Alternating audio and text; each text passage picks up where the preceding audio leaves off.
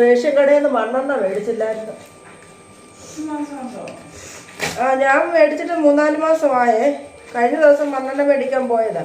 അപ്പം റേഷൻ കടക്കാരിയാണെങ്കിൽ അത് അടച്ചിട്ടിട്ട് ബാങ്കിലും കണ്ടുപോയേക്കുമായിരുന്നു. പിന്നെ അവരെപ്പോഴാണ് വരുന്നതെന്ന് പറഞ്ഞ് ഞാൻ കുറച്ച് നേരം വായി നോക്കി അവിടെ നിന്നു. അവർ വന്നൊന്നുമില്ല.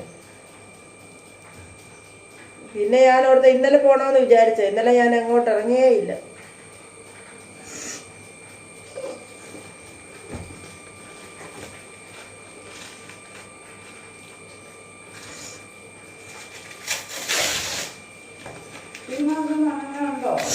ഈ മാസമല്ല, ഞാൻ 2-3 മാസമായാലും മേടിച്ചു. മണ്ണെണ്ണ ഉണ്ട്. ഏകദേശം കൂടെ മണ്ണെണ്ണ ഓരോരുത്തർ മേടിച്ചോണ്ട് പോകുന്നത് ഞാൻ കണ്ടായിരുന്നു. മണ്ണെണ്ണ മേടിക്കാത്തവർക്ക് കിട്ടും.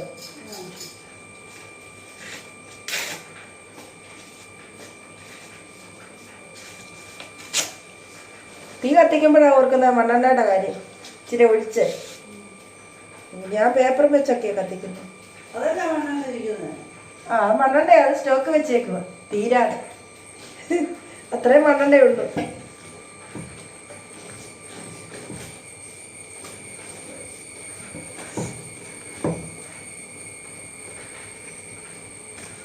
പേപ്പർ വെച്ച് കത്തിക്കുക. കത്തി വരട്ടപ്പോഴേ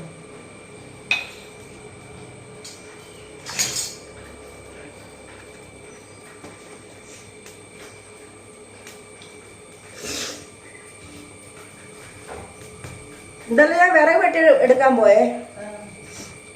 ഓരോ വിറക് വലിക്കുമ്പോഴും പേടിയാ. അപ്പോഴും ഞാൻ വിറക് കൊണ്ട് തന്നെ ഇങ്ങനെ തല്ലും. എന്തേലും ഒരു കീഴിലുണ്ട് ഇറങ്ങി പോട്ടെന്ന് വെച്ച് എന്നിട്ടാണ് ഓരോ വിറക് എടുക്കുന്നത്. ഭയങ്കര പേടിയാണ്. അവിടെ കൂന കൂടി കിടപ്പുണ്ടേ വിറക്. എൻ്റെ അടിയിൽ എന്തെങ്കിലും കാണാൻ ചാൻസ് ഉണ്ട്.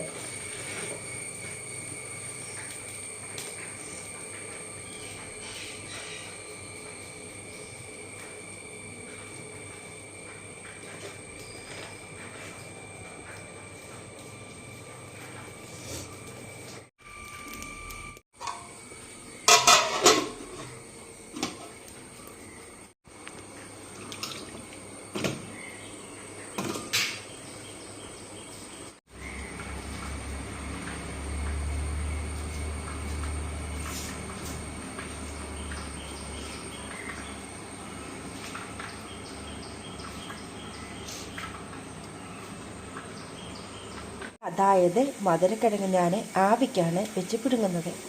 ഈ മധുരക്കിഴങ്ങ് ചെറുതായി മുറിച്ച ശേഷം നല്ല കഴുകി വൃത്തിയാക്കി അതിൽ ഉപ്പ് പുരട്ടി വയ്ക്കുക. എന്നിട്ട് വെള്ളം വെച്ച് തിളയ്ക്കുമ്പോൾ ഇഡലി പാത്രത്തിൻ്റെ സ്റ്റീമറിൽ വെച്ച് ആവിയിൽ പുഴുങ്ങിയെടുക്കുക. ഇപ്പോൾ ഇത് ഏകദേശമൊക്കെ ആകാറായിട്ടുണ്ട്. അപ്പം കുറച്ചുകൂടെ ഒന്ന് വേകണം. വീണ്ടും നമുക്ക് അടച്ചു വയ്ക്കാം. ഇപ്പോഴേ കപ്പ പുഴുങ്ങിയെടുക്കാം. അതിനായിട്ട് മുറിച്ച് കഴുകി ഞാൻ വൃത്തിയാക്കി വെള്ളത്തിൽ തന്നെ ഇട്ട് വെച്ചിട്ടുണ്ട്. അടുത്ത് വെള്ളം വെച്ചിട്ടുണ്ട്. നന്നായി വെട്ടി തിളച്ചിട്ടുണ്ട്. ഇതിലേക്ക് ഈ കപ്പയങ്ങ് ഇട്ട് കൊടുക്കാം.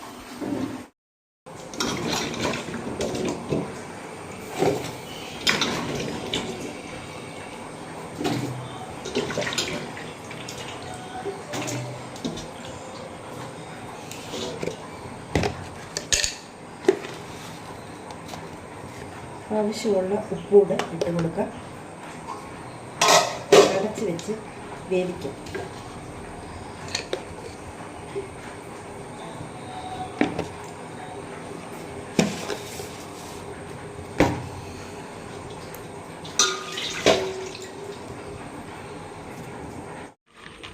കപ്പയ്ക്ക് ചമ്മന്തി ഉണ്ടാക്കാനായിട്ട് കാന്താരി ചമ്മന്തി ഉണ്ടാക്കിയാണ്. കുറച്ച് കാന്താരി പറിച്ചെടുക്കാം. അപ്പോഴേ രാവിലത്തെ ഭക്ഷണമൊക്കെ ഞാൻ കഴിച്ചു. വീട്ടിലുള്ളവർക്കും കൊടുത്തു. പിന്നെ കഞ്ഞിക്ക് വേണ്ടി വെള്ളം വെച്ച് അരി ഇട്ട് കൊടുത്തു. അപ്പോഴേ അതവിടെ ഇരുന്ന് വേകട്ടെ. ഇപ്പോൾ ഉച്ചക്കത്തേക്കുള്ള കറികൾ നമുക്ക് തയ്യാറാക്കാം. കുറച്ചേറെ പാത്രങ്ങളൊക്കെ ഉണ്ടായിരുന്നു. അത് ഞാൻ കഴുകി വെച്ചു. ഇവിടെ നല്ല മഴയാണ്. അപ്പം വെളിയിൽ നിന്ന് കഴുകാനും വെളിയിൽ എടുത്ത് വയ്ക്കാനും ഒന്നും പറ്റത്തില്ല. അതുപോലെ നല്ല മഴയാണ്. പാത്രങ്ങളൊക്കെ ഞാനിവിടെ അങ്ങ് കഴുകി കമത്തി വെച്ചു. അപ്പോൾ ഇനിയും തുടച്ച് മാറ്റി നമുക്ക് ഇത് ഇരിക്കേണ്ട സ്ഥാനത്ത് കൊണ്ടുവയ്ക്കണം. ഇന്നത്തേക്ക് വേണ്ടുന്ന കറികളുടെയൊക്കെ ഏതാനും കുറച്ച് കാര്യങ്ങൾ ഞാൻ അരിഞ്ഞു വെച്ചിട്ടുണ്ട്. എന്തൊക്കെയാണെന്നൊന്ന് നോക്കാം. അപ്പോഴേ ഇത് ഞാൻ പച്ച മാങ്ങ അരിഞ്ഞ് വെച്ചേക്കുകയാണ്. അപ്പോൾ ഇതിൻ്റെ അകത്ത് പച്ചമുളകും ഉപ്പും മഞ്ഞൾപ്പൊടിയും കൂടി ചേർത്ത് അടുപ്പിൽ വയ്ക്കാം വേവിക്കാനായിട്ട്. അത് ഞാൻ അരിഞ്ഞ് മൊത്തം വെച്ചെന്നേ ഉള്ളൂ. ഇതിൻ്റെ ഏതാനും കുറച്ച് കഷ്ണങ്ങൾ മാത്രമേ ഞാൻ കറി വയ്ക്കാൻ ഉപയോഗിക്കുന്നുള്ളൂ. പക്ഷെ നല്ല പുളിയുള്ള മാങ്ങയാണ്.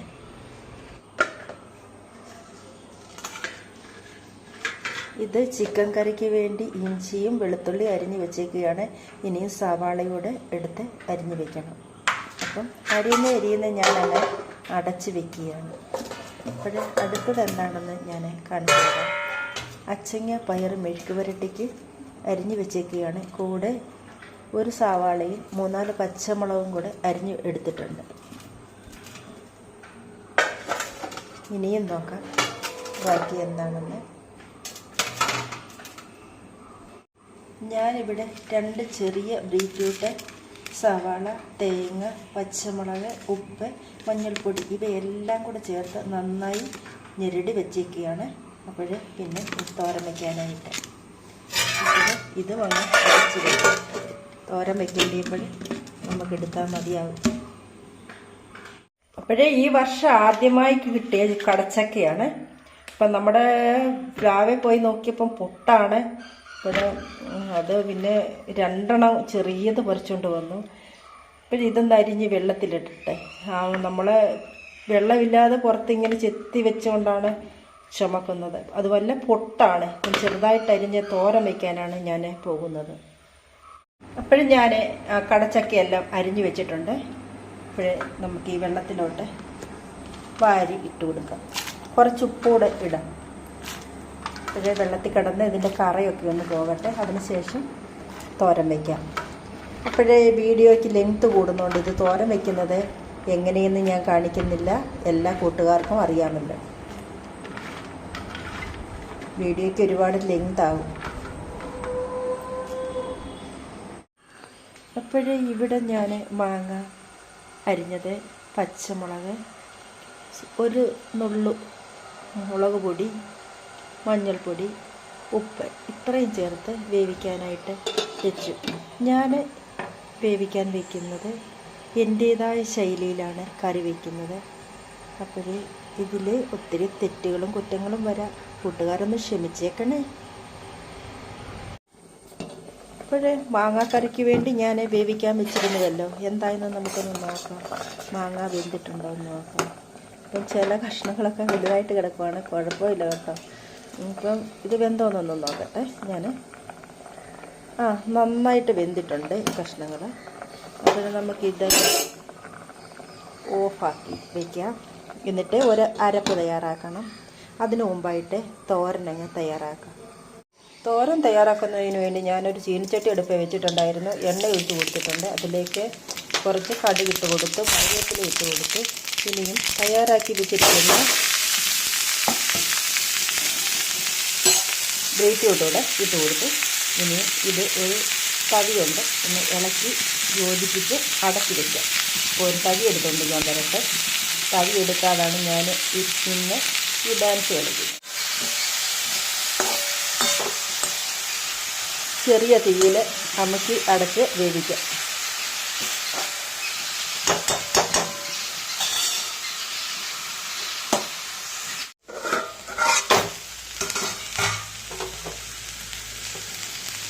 അപ്പം നമ്മുടെ തോരൻ ഇവിടെ റെഡി ആയിട്ടുണ്ട്. സ്വല്പം വെള്ളമയമൊക്കെ പറ്റാനുണ്ട്. അപ്പോൾ ഒന്ന് നിരത്തിയൊക്കെ ഇടുമ്പോൾ അതങ്ങ് പറ്റും. എന്നിട്ട് ഞാനൊരു പാത്രത്തിലോട്ട് കോരി വെച്ചിട്ട് ഇതേ ചീനിച്ചട്ടിയിൽ പയർ മെഴുക്ക് പുരട്ടി വെക്കുകയാണ്. ഇപ്പോഴേ ചീനിച്ചട്ടിക്കകത്തോട്ട് എണ്ണ ഞാൻ ഒഴിച്ച് കൊടുത്തിട്ടുണ്ടായിരുന്നു. അത് ചൂടായിട്ടുണ്ട്. ഇച്ചിരി കടുകിട്ട് കൊടുക്കാം. അതോടൊപ്പം കുറച്ച് കറിവേപ്പില.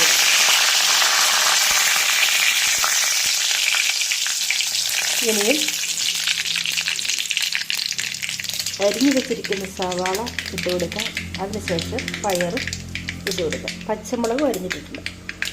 അപ്പോഴേ ഞാനിതൊന്ന് ഇട്ട് കൊടുത്തിട്ട് വീണ്ടും കാണാം. ഇപ്പോഴേ ഇവിടെ മഴയാണ്, നല്ല മഴ. അതുപോലെ തന്നെ കറണ്ടുമില്ല. കറണ്ട് പോകും വരും പോകും വരും. ഇന്നലെ തൊട്ട് തുടങ്ങിയ സോക്കേടാണത്. ഇപ്പോഴേ ഞാൻ മോട്ടർ അടിച്ചേക്കുമായിരുന്നു, വെള്ളം കാണത്തില്ല. അപ്പോൾ അത് തന്നെ മറന്നുപോയി. കറണ്ട് വരും പോകും, വെള്ളം നിറഞ്ഞൊന്നുമില്ല. അപ്പോൾ ഇതൊന്ന് വഴന്ന് വന്നിട്ടുണ്ട്. ഇതിലേക്ക് പയറ് ഇട്ട് കൊടുക്കുകയാണ് ഞാൻ.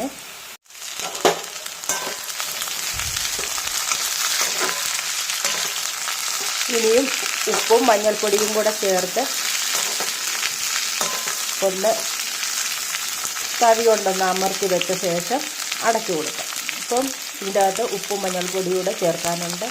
എടുത്തുകൊണ്ട് വരട്ടെ. അപ്പോഴേ ഉപ്പും മഞ്ഞൾപ്പൊടിയും എല്ലാം കൂടി ഇട്ട് ഇളക്കി ഇനി എണ്ണയിൽ ചെറു തീയിലിരുന്ന് വേകട്ടെ.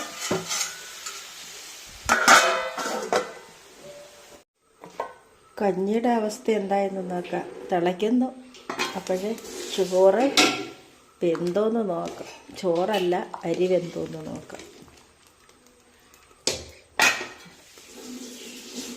ഇല്ല, ഒന്നും ആയിട്ടില്ല.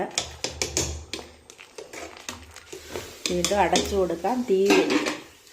അപ്പം ഞാൻ തീ എരിച്ച് കഴിഞ്ഞ് അങ്ങോട്ട് മാറിക്കഴിയുമ്പം തന്നെ തീ കിട്ടു പോകും. അപ്പം തീ ഒന്ന് ഊതി കൊടുക്കാം.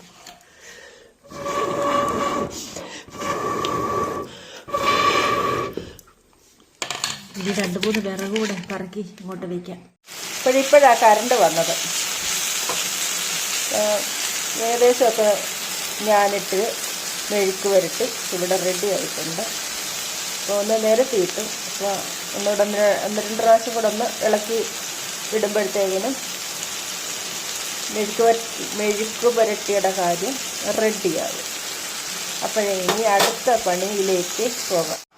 ഇവിടെ ഞാൻ ചിക്കനെ കഴുകി വൃത്തിയാക്കി വെച്ചിട്ടുണ്ട്. ഇതിലെല്ലാം കുറച്ച് മസാല പുരട്ടി വയ്ക്കാം. അപ്പോഴേ ചിക്കനിൽ ഞാൻ കുറച്ച് മസാല ഇട്ടിട്ടുണ്ട്. ഇതൊന്ന് പുരട്ടി വയ്ക്കാനായിട്ട്. മുളക് പൊടി, മഞ്ഞൾപ്പൊടി, ഗരം മസാല, കുരുമുളക് പൊടി, പിന്നെ കുറച്ച് വെളിച്ചെണ്ണയോടൊഴിച്ച് നന്നായി ഒന്ന് തിരുമ്മി വയ്ക്കാം. അപ്പോഴേ ഒന്ന് തിരുമ്മി വെച്ച ശേഷം കുടിക്കാൻ ഞാൻ വെള്ളം അടുപ്പേ വെച്ചു. ഞാൻ ജീരകം വറുത്താണ് ഇട്ടിരിക്കുന്നത്. അതാകുമ്പോൾ വെള്ളം 2 ദിവസം ഇരുന്നാലും അഴുക്കാകില്ല.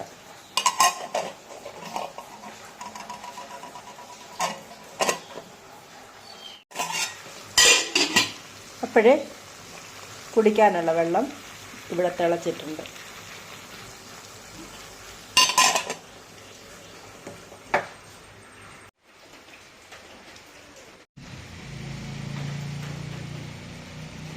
കറിവേപ്പില പറിക്കണം.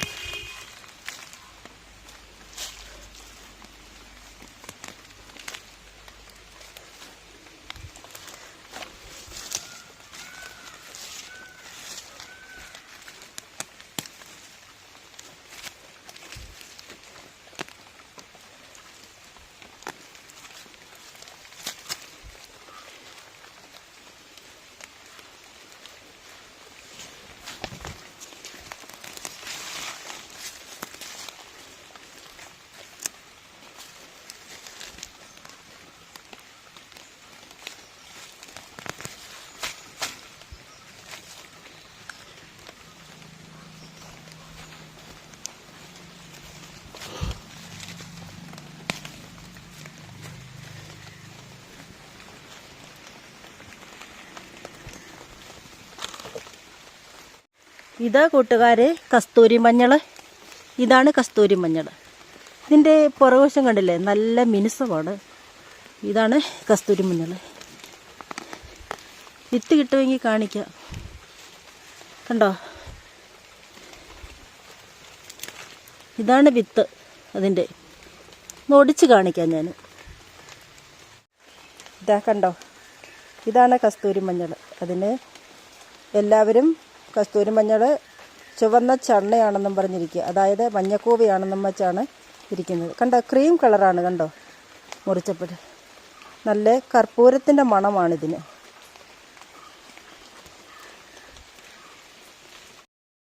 നമ്മുടെ ചിക്കനിലിടാൻ ഞാൻ ഇല പറിക്കാൻ വന്നതാണ്. അതായത് ആനച്ചുവടി എന്ന് പറയും. ഇത് മരുന്നാണ്. ഇതിട്ടാണ് ഞാൻ ചിക്കൻ കറി വയ്ക്കാറുള്ള പതിവ്. മയിലലയ്ക്കുന്നു, മഴയുണ്ട് ഇപ്പം തന്നെ. കണ്ടോ, നല്ല മണം, കർപ്പൂരത്തിൻ്റെ മണമാണിതിന്.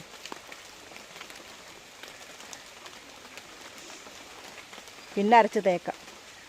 ഞാൻ ചിലപ്പോഴൊക്കെ ഇത് അരച്ച് പച്ചപ്പാലുണ്ടല്ലോ അതും കൂടെ കലക്കി മുഖത്ത് പുരട്ടാറുണ്ട്.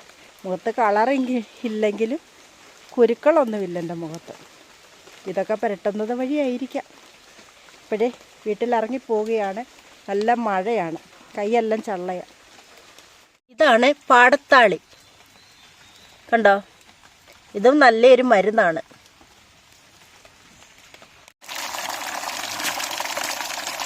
കഴുകിയെടുക്കാം. ഇപ്പോഴേ 2 സർവ്വസുഗന്ധിയുടെ ഇലയൂടെ നമുക്ക് എടുക്കാം.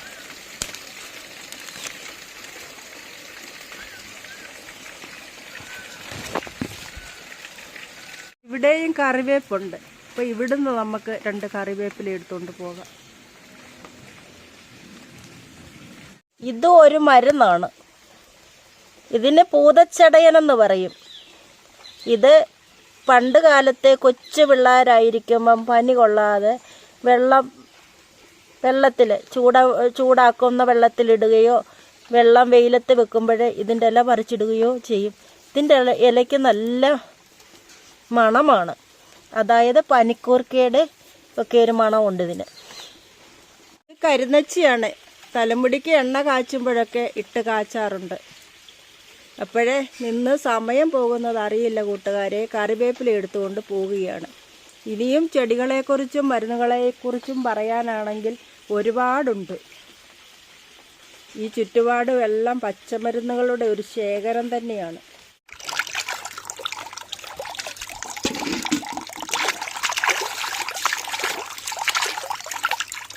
നല്ലപോലെ മണ്ണങ്ങ് ഉരച്ച് തേച്ച് കഴുകുക.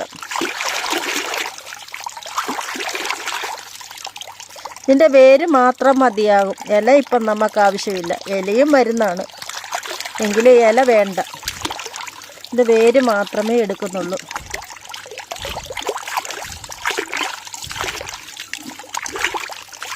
കറിക്ക് നല്ല ഒരു ടേസ്റ്റ് കിട്ടുക തന്നെ ചെയ്യും. ടേസ്റ്റ് കിട്ടാനല്ല, ഇത് മരുന്നാണ്. ഇത് അർസസ് എന്നുള്ള അസുഖമുള്ളവർക്ക്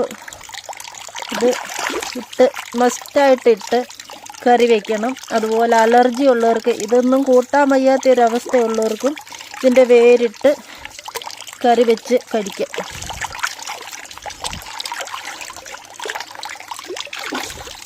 ഇതിന് വേരൊന്നുമില്ല, കുറച്ച് വേരേ കിട്ടിയുള്ളൂ.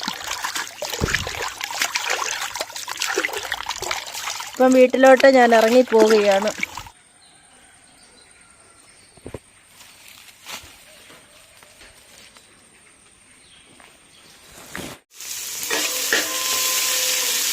അപ്പോഴേ ഉള്ളിയൊക്കെ ഒന്ന് വഴറ്റാം. സവാളയാണ് ഞാൻ അരിഞ്ഞെടുത്ത് വെക്കുന്നത്. ചെറിയ ഉള്ളിയാണ് വേണ്ടുന്നത്. പക്ഷേ ഞാൻ മടിയാകട്ടോ ചുവന്നുള്ളി പൊളിക്കാൻ. അതുകൊണ്ട് സവാള ഞാൻ അങ്ങ് ആവശ്യത്തിന് അരിഞ്ഞിട്ടിട്ടുണ്ട്. പിന്നെ ഇഞ്ചി, വെളുത്തുള്ളി, തേങ്ങാക്കൊത്ത് എല്ലാം ഇട്ട് കറിവേപ്പില എല്ലാം കൂടി ഇട്ട് ഒന്ന് നന്നായി ചുമക്ക വറക്കാം. അത് കഴിഞ്ഞിട്ട് ഞാൻ ഒരു തക്കാളിപ്പഴം അരിഞ്ഞ് വെച്ചിട്ടുണ്ട് ചെറുതായിട്ട്. അതോടൊന്ന് പഴുത്തിയ ശേഷം മസാലകളെല്ലാം, ഇറച്ചിക്ക് വേണ്ടുന്ന മസാലകളെല്ലാം ഞാൻ ചേർത്ത് കൊടുക്കുന്നുണ്ട്. അതിനു മുമ്പായിട്ട് ഞാൻ ഇറച്ചി ഒന്ന് എണ്ണയിലിട്ടൊന്ന് ഫ്രൈ ചെയ്തെടുക്കാം. അപ്പോൾ ഇതൊന്ന് ഇരുന്ന് വാടട്ടെ. പിന്താളിലാണെങ്കിൽ പശു അലയ്ക്കുന്ന ശബ്ദം ഒരു വീഡിയോ എടുത്തപ്പോഴേ അതിൻ്റെ അകത്ത് വന്നായിരുന്നു. അതിൽ ഒരു സബ്സ്ക്രൈബർ നമ്മളോട് പറഞ്ഞു പശു അമർന്നുണ്ട്, അതിന് തീറ്റയിട്ട് കൊടുക്കാൻ. കൂട്ടുകാരനായാലും കൂട്ടുകാരിയാണോ എനിക്കറിയില്ല. ഹായ് കൂട്ടുകാരാ, അത് ഞങ്ങളുടെ ഇവിടുത്തെ പശു അല്ല, നമ്മുടെ തൊട്ട അയൽവക്കത്തെ വീട്ടിലെ പശുവാണ്. അത് പിന്നെ ആവശ്യത്തിന് തീറ്റി അവർ കൊണ്ട് കൊടുക്കുന്നുണ്ട്. ഇനി അവരുടെ വീട്ടിലെന്തെങ്കിലും സാഹചര്യം മോശമാണെങ്കിൽ നമ്മളെ തീറ്റി പറിച്ചു കൊടുക്കാൻ നമ്മൾ സന്നദ്ധരാണ്. എനിക്കിഷ്ടമാണ് പശുവിനെയൊക്കെ. നമ്മളിവിടെ പശുക്കളെയൊക്കെ വളർത്തിയിട്ടുണ്ട്. ഇപ്പോഴേ ഉള്ളൂ പശു ഒന്നും ഇല്ലാത്തത്. നമ്മുടെ ഇവിടെ വെച്ചൂർ പശു ഉണ്ടായിരുന്നു, പിന്നെ അതിനൊക്കെ കൊടുത്തു. അതിന് മുമ്പേ എൻ്റെ കുഞ്ഞിലേ തൊട്ടേ ഇവിടെ പശുക്കളും മാടും ഒക്കെയുള്ള വീടായിരുന്നു. ഇപ്പം വന്ന് പശുവൊക്കെ ഇല്ല. ഇപ്പോഴേ ഇതെല്ലാം ചുമക്ക വറുത്തിട്ടുണ്ട്. ഇതിലേക്ക് നമുക്ക് തക്കാളിപ്പഴം കൂടെ ഇട്ട് കൊടുക്കാം. അപ്പോഴേ ചിക്കനും മസാലയൊക്കെ ചിക്കനും ചേർത്ത് ഞാൻ വേകാനായിട്ട് വെച്ചു. അപ്പോഴിതിൻ്റെ അകത്ത് നമ്മൾ പറിച്ചുകൊണ്ട് വരുന്ന പച്ചമരുന്ന്, പറിച്ചുകൊണ്ട് വരുന്നതല്ല, പറിച്ചുകൊണ്ട് വന്ന പച്ചമരുന്നൂടെ ഇട്ട് കൊടുക്കാം. അപ്പോഴീ വേര് നമുക്ക് ഈ ഇറച്ചിയുടെ നടുക്കോട്ടാക്കി കൊടുക്കാം. അത് കെട്ടിയിട്ടുണ്ട്. ഈ വേരുകളെല്ലാം കൂടെ കൂട്ടി ഞാൻ കെട്ടിയിട്ടുണ്ട്. ഇതിൻ്റെ നടുക്കോട്ടാക്കി ഞാൻ കൊടുത്തിട്ടുണ്ട്.